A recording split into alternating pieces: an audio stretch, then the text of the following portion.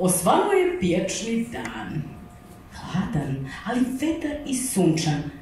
Željna sam starih dobrih ukusa po staroj dobroj recepturi. Idem da pazarim kiselog kupusa i već mi voda na usta curi. U ruci ceger, u džepu lova. Odoh na pijacu, baš mi se žuri. Hoću da skuvam sarmu iz snova. Presrećna ulazim na bajloni. Svuda su gajbice i najloni. Možda je trebalo voda nađeram. Zastajem zbunjena, okolo zveram. Prilazim najbližoj tezgi sa leva. Iza nje lenji prodavac zeva.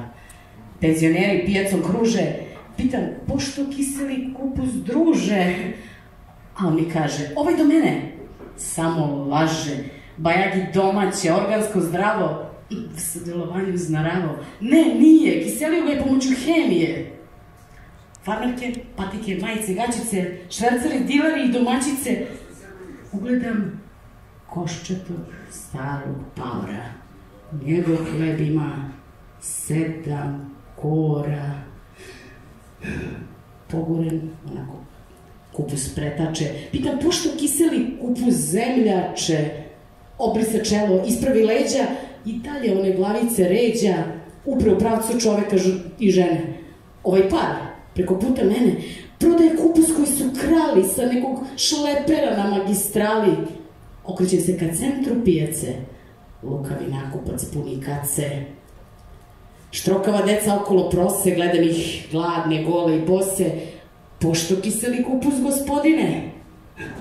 A on će meni, ovo je do mene, prodaje kupus u prošle godine. Kako se samo drznuo, taj kupus je zimu smrznuo na njegovoj terasi. A leto si na suncu ključao, ja tako nešto ne bih ručao, ni da mi plate. Odlazim prema tezgi na ćošku. Pošto kiseli kupus, brate? Izgleda sam pronašla futošku robu odličnog kvaliteta. Kao i stopa odgovara. Ovo je do mene.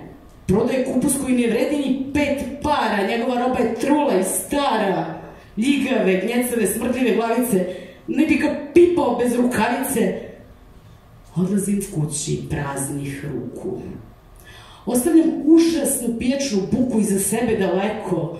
Ostavljam užasnu piječnu larmu. Ne želim više da kuvam samu. Ovi piječari su prava banda.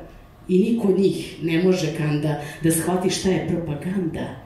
Alo bre ljudi, pa jeste ludi? Zašto se niko ne potrudi da svoju robu hvali i nudi, već samo tuđu pljuje i kudi?